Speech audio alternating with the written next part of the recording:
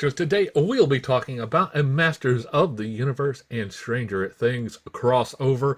We have He-Man and Vecna from Mattel and Netflix, and this is a retro play, i.e. Origins line kind of styling. So here on this side we have Vecna, very nice artwork of the evil lord himself.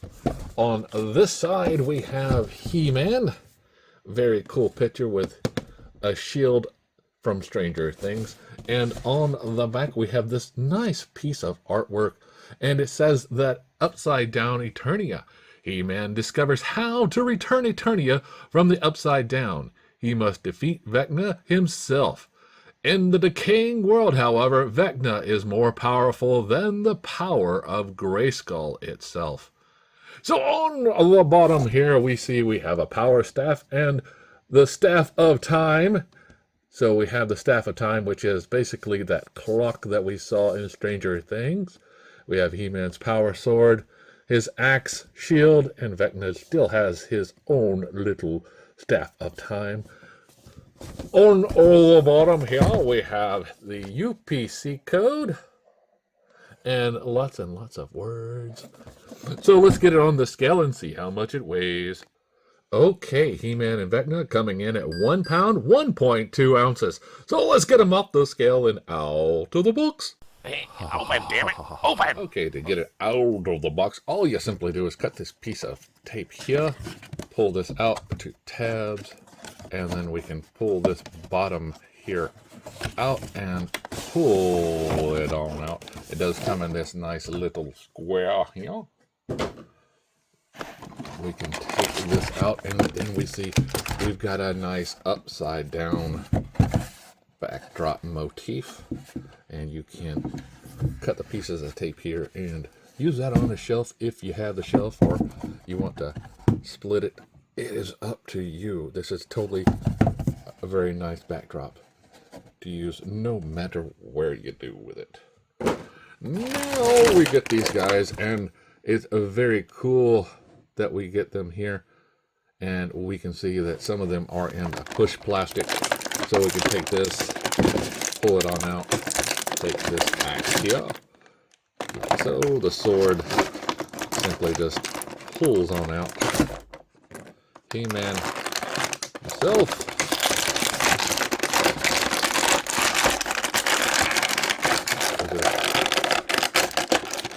Cool, and he does have some clips here at his feet, but you can rotate him out like so. Very nice. This definitely reminds me of the older He-Man. More in line with the Origins, the way that it's bending, but look at this figure. It is actually pretty nice. I'm liking that. The way that it's shading and everything like that makes it a real nice, better than the original Origins figure. Now, if they would have done more shading like this, I definitely would have kept that line.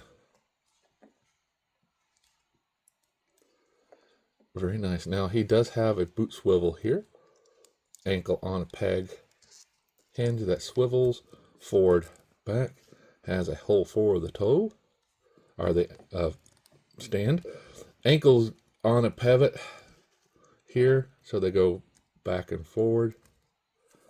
Same thing at the hip here, they go forward and back, out a little bit. His waist swivels. No abby crunch, but we do get this arm that comes out to a nice T-pose. Peg hinge here in the elbow, so we get a bend. Same thing for the wrist. Get that swivel and that bend here. The arm rotates all the way around. Head on a ball joint, so we get nice movement. Now his hair even has the flakes of dirt in there, so it's a nice update to the just total blonde for this figure.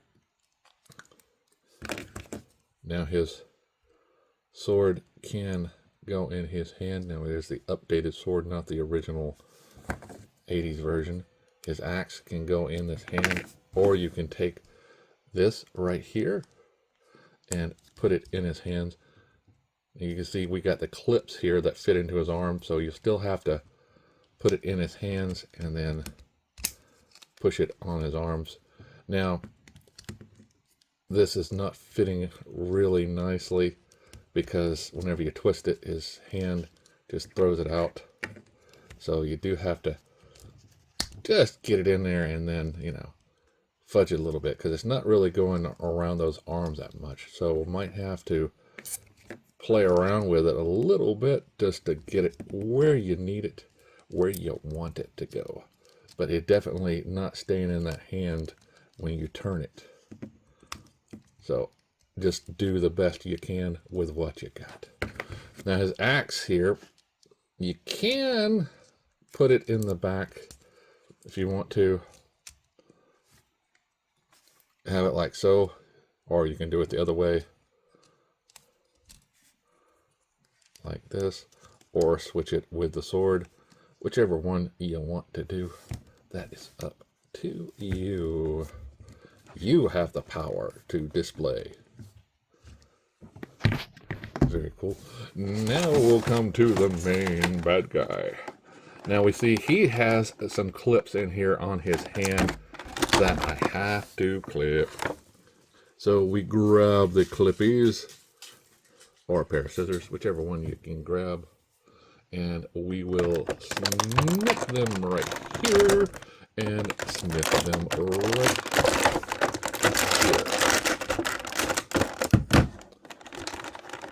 Pull this up. Don't appear that he has any on his ankles, and there goes his weapon. So we'll just simply pull him on out and take this piece of plastic and put it on over here. Now we see we have this piece that came off that just clips onto his back. You don't have to have them. You can just have him out there.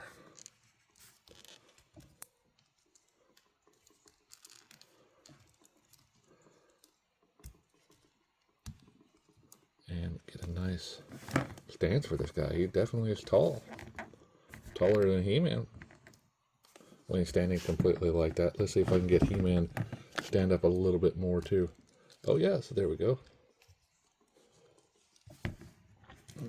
But he still is a little bit taller than He-Man here.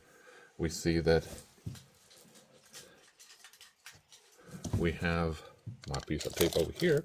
That He-Man is coming in at 5 3/4 inches tall, while the bad guy is coming in at 6 inches tall. A little over 6 inches, just a tag. But very nice indeed. Get these clips out of here. And we see this guy definitely is very nicely done. Loving the nose and the eye pieces that we get. This chest piece here does come off if you want to remove it. And just give him that, but then you can put the crab back on. Like so. Just fits in there nicely. The armor is that vines that he grows, and we see that we get the stamp of the Mattel approval. 2020 release, even though I never saw this in the store until yesterday. Now we see we've also got this shading here. This little dirt all around the figure. Very, very cool. Very, very nice. And he does have these feet here that are better planted separate than planted like so, because his legs don't really go in straight. With all the He-Man figures, they look like they're flexing eternally. Now his head can look right and left. A little bit up, greatly down. His arms come out to a nice T pose. They rotate around. He has same kind of bend in the elbow that He-Man does with the wrist also. Now his hands are much larger than He-Man's. Here, waist swivel, this much of a split, forward and back. Now the knee is on that peg hinge, so we get the swivel there. We get the boot swivel, as well as the ankle swivel here, but it is more ball jointed, peg hinge that, like I said before, is better suited to go out like this than straight, because he's just, like I say, in the way that the He-Man figures have always looked. Now his staff is very, very nice. I like it.